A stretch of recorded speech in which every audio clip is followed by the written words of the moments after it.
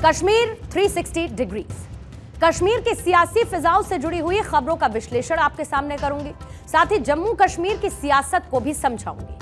आखिर उमर अब्दुल्ला को क्यों कहना पड़ा इस बार कश्मीर में बीजेपी की सरकार बनेगी, इस पर डेप्थ एनालिसिस होगा। साथ ही जेल से बाहर आने के बाद क्या है इंजीनियर राशिद का चुनावी प्लान, कौन बनेगा king maker, point two point इस पर भी करेंगे बात। जम्मू कश्मीर में 10 साल बाद होने जा रहे विधानसभा चुनाव में कांग्रेस और एनसी यानी कि नेशनल कॉन्फ्रेंस का कोलिशन है, गठबंधन है, जबकि बीजेपी पहली बार बिना किसी सहयोगी दल के चुनाव मैदान में उतरी है। वहीं जम्मू कश्मीर में बीजेपी ने चुनाव में ऐसा खेल कर दिया जिससे कांग्रेस, पीडीपी और नेशनल कॉन्फ्रेंस की नींद उड़ गई है। बीजेपी ने कश्मीर घाटी की 28 सीटें निर्दलियों और छोटे दलों को अपनी तरफ से वॉकओवर दे दिया, लेकिन इस वॉकओवर में भी बीजेपी की रणनीति, उनकी स्ट्रैटेजी है। बीजेपी ऐसे इंडिपेंडेंट उम्मीदवारों पर नजर गड़ाए बैठी है जिनके कश्मीर में जीतने की संभावनाएं प्रबल हैं। बीजेपी के दिग्गज नेता इस बार जम्मू कश्मीर में कमल खिलाने को लेकर दावे कर रहे हैं, लेकिन पूर्व सीएम और नेशनल कॉन्फ्रेंस के उपाध्यक्ष उमर अब्दुल्ला ने बीजेपी को लेकर भविष्यवाणी कर दी। उमर अब्दुल्ला ने कुछ ऐसा बोल दिया कि उस पर सियासत तेज हो गई है। अब्दुल्ला के बयान के अलग अलग मायने निकाले जा रहे हैं। दरअसल उमर अब्दुल्ला ने संभावना जताई है कि जम्मू कश्मीर में बीजेपी की सरकार बन सकती है, और वहीं आज उमर अब्दुल्ला ने एक रैली के दौरान कहा कि जम्मू कश्मीर में डबल इंजन सरकार का फायदा केवल बीजेपी को मिला है। बीजेपी वाले अक्सर बेशतर ये कहते हैं कि अगर वजीर आजम उनका, वजीर आला उनका, तो तरक्की जो है उस रियासत में बहुत तेजी से होगी। बदकिस्मती से जम्मू कश्मीर में हमने पिछले 10 साल से उनका डबल इंजन सरकार देखा। यहां 2014 के बाद किसी न किसी रूप में बीजेपी की सरकार जम्मू कश्मीर में रही। सुना आपने एनसी के उपाध्यक्ष उमर अब्दुल्ला को।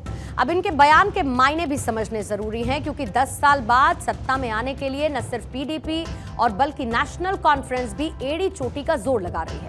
इस चुनाव से दोनों ही पार्टियों का सियासी भविष्य भी तय होगा। असल में उमर अब्दुल्ला को ऐसा डर है कि अगर कश्मीर घाटी में वोटों का बंटवारा होता है, यानी कि वोट डिवीजन होता है, तो इसका सीधा फायदा किसको मिलेगा? बीजेपी को मिल सकता है। उमर अब्दुल्ला ने लोगों को अलर्ट करते हुए समझदारी से वोट करने की अपील भी कर दी। यह भी बता दिया कि अपने वोट बंटने ना देना। यहां पर समझने वाली बात यह है कि उमर अब्दुल्ला एक अकेले ऐसे नेता नहीं है जिन्हें अब वोट बंटने का खतरा दिखाई दे रहा है। पीडीपी की अध्यक्ष महबूबा मुफ्ती को भी कुछ ऐसा ही डर सता रहा है, क्योंकि कल महबूबा मुफ्ती ने कहा था कि इंजीनियर राशिद जैसे नेता कश्मीर घाटी में बीजेपी के प्रॉक्सी बनने का काम कर रहे हैं, जो कि पार्टी की बी टीम वाली भूमिका निभा रहे हैं। हालांकि इस विधानसभा चुनाव से दोनों ही पार्टियों का सियासी भविष्य तय होगा, लेकिन वोटिंग से पहले उन्हें कश्मीर घाटी में वोटों के बंटने का डर सता रहा है। कश्मीर रीजन में विधानसभा की 47 सीटें आती हैं और इसे पीडीपी और एनसी का गढ़ कहा जाता है। दरअसल नेशनल कॉन्फ्रेंस और पीडीपी और इनके गढ़ में सेंध लगाने का प्लान एआईपी के नेता यानी कि इंजीनियर राशिद ने तैयार कर लिया है। इंजीनियर राशिद ने कश्मीर क्षेत्र की 20 सीटों पर जीत का टारगेट सेट कर लिया है। राशिद का फोकस है किस पर? यूथ वोटर्स पर। जो युवा वोटर्स हैं उन पर राशिद कर रहे हैं फोकस। जो उनकी पार्टी का मैनिफेस्टो है, घोषणा पत्र, उसमें छात्रों के लिए शामिल किया गया है फ्री लैपटॉप का वायदा। राजनीतिक कैदियों की रिहाई का भी उन्होंने वादा किया है। हालांकि ये जो राजनीतिक कैदी हैं, यही वादा नेशनल कॉन्फ्रेंस के घोषणा पत्र में भी आपको नजर आएगा। राशिद 2 अक्टूबर तक अंतरिम जमानत पर रहेंगे और चुनाव में वो प्रचार भी कर सकेंगे। ऐसे में राशिद की रिहाई उमर अब्दुल्ला और महबूबा मुफ्ती को वोटों के गणित में उलझा सकती है। राशिद लोकसभा चुनाव में उमर अब्दुल्ला को हराने वाले नेता हैं। इंजीनियर राशिद के नाम से अवामी इत्तेहाद पार्टी यानी कि एआईपी भी जम्मू कश्मीर विधानसभा चुनाव में हिस्सा ले रही है। अब जब राशिद चुनाव प्रचार की कमान संभालेंगे तो ऐसे में राशिद की रिहाई पर सवाल उठाए गए। नेशनल कॉन्फ्रेंस और पीडीपी को इंजीनियर राशिद की अंतरिम जमानत में चुनावी गेम नजर आ रहा है। पीडीपी-एनसी पहले ही बौखलाई है और ये कह रही है कि बीजेपी को फायदा पहुंचाने के लिए इंजीनियर राशिद को अंतरिम जमानत मिली है।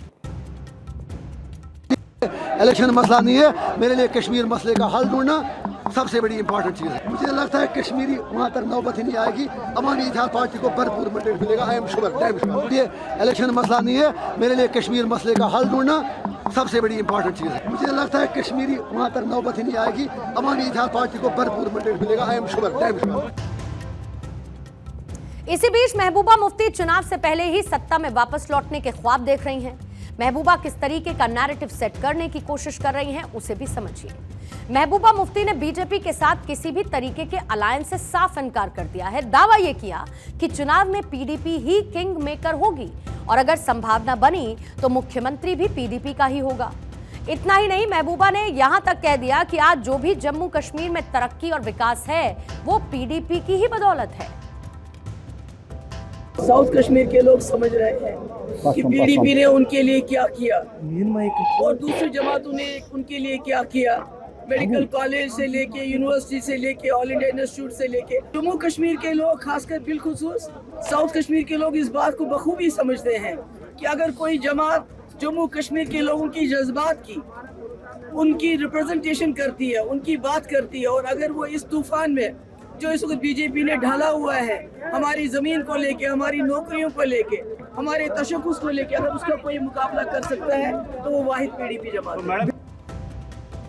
वहीं जम्मू कश्मीर के इलेक्शन का बॉयकॉट करने वाला जमात संगठन 40 साल बाद खुद चुनावी मैदान में है।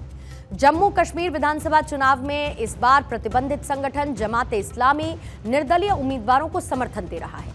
1987 के बाद ऐसा पहली बार हो रहा है। जमात के पूर्व सदस्य चुनावी रैली भी कर रहे हैं। कुछ दिन पहले ही जमात के पूर्व सदस्यों ने निर्दलीय उम्मीदवारों के साथ कुलगाम में रैली की। रैली में उम्मीदवारों ने कश्मीर, कश्मीरियों और राजनीतिक कैदियों के बारे में बात करने का वादा किया। साथ ही कश्मीरी पंडितों की घर वापसी के साथ उनकी सुरक्षा का भी भरोसा दे दिया है। अब इसके बाद क्या हो रहा है? जमात से बैन हटाने की मांग हो रही है। कौन कर रहा है? पीडीपी प्रमुख महबूबा मुफ्ती। महबूबा मुफ्ती ने कहा है कि जमात से बैन हटा दीजिए।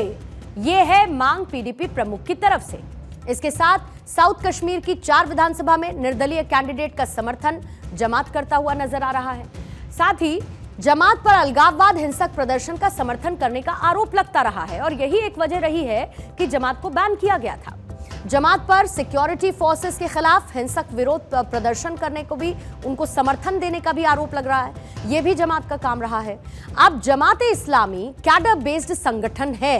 जाहिर है कि जमात इस्लामी के साथ बहुत सारे लोग जुड़े हुए हैं और ये कैडर बेस्ड संगठन है, इसलिए इनका कैडर बड़ा है। 28 फरवरी 2019 को गृह मंत्रालय ने यूएपीए के तहत जमात इस्लामी को बैन कर दिया था। 2019 में फरवरी महीने में यह कार्रवाई की गई थी और फिर से जमात इस्लामी पर 5 साल के लिए प्रतिबंध को एक्सटेंड कर दिया गया। इस प्रतिबंध को 5 साल के लिए बढ़ा दिया गया है। 1987 का विधानसभा चुनाव था जिसमें जमात इस्लामी ने हिस्सा लिया था, 1987, और उसके बाद अब यह पहली बार है जब निर्दलीय उम्मीदवारों का समर्थन यह जमात कर रहा है। फिर से इस संगठन पर चुनाव में धांधली का आरोप लगा है कि यह चुनावों को मैनिपुलेट करेगा। यह संगठन लगातार चुनाव का बहिष्कार करता रहा है और जब आप लोकतंत्र की, जमहूरियत, कश्मीरियत की बात करते हैं, ऐसे में एक लोकतांत्रिक व्यवस्था है वोट देने की। जमात इस्लामी वो संगठन है जो चाहता है कि लोग वोट देने के लिए घर से बाहर ना निकले। प्रतिबंध होने के चलते पिछले 3 दशक में जम्मू कश्मीर में हुए चुनाव में जमात इस्लामी चुनाव से दूर रहा है। जमात के उम्मीदवार सयार अहमद रैशी ने न सिर्फ कुलगाम में शक्ति प्रदर्शन किया बल्कि जमात पर लगे हुए बैन को हटाए जाने की मांग भी की है। इसके साथ है कि हमारी बैन अगर हट जाती तो हम हर जगह पे कैंडिडेट खड़ी करते, लेकिन बदकिस्मती से हमारी बैन नहीं हटाई गई, वरना आप लोगों का हुजूम देखते और एक मूवमेंट देखते, एक जमहूरी मूवमेंट देखते पूरे कश्मीर में, लेकिन बदकिस्मती से हमारी बैन नहीं हटाई गई और आपने वो मूवमेंट नहीं देखी। पिछले कुछ समय से जमात इस्लामी के लोग चुनाव में भागीदारी की बात करते हैं। जमात के नेता अब्दुल हमीद गनी ने भी विधानसभा चुनाव में शामिल होने को लेकर उनके संगठन की बातचीत केंद्र सरकार के साथ हो रही है। उन्होंने इस बात का दावा किया कि लोकसभा के चुनाव में उनके संगठन के समर्थकों ने मताधिकार का इस्तेमाल किया था, यानी कि वोटिंग राइट को एक्साइज किया था। यह भी दावा उन्होंने किया है। विधानसभा चुनाव को लेकर जम्मू कश्मीर में सभी दिग्गज पार्टियां अपनी अपनी स्ट्रैटेजी के साथ मैदान में हैं, चुनावी मैदान में हैं। बीजेपी का कॉन्फिडेंस हाई है और बीजेपी के सबसे बड़े स्टार कैंपेनर प्रधानमंत्री नरेंद्र मोदी विधानसभा चुनावों से पहले एक्शन मोड में हैं। प्रधानमंत्री नरेंद्र मोदी जम्मू कश्मीर में चुनावी प्रचार का आगाज करने वाले हैं। 2 दिन बाद यानी कि 14 सितंबर को डोडा में प्रधानमंत्री मोदी की रैली है।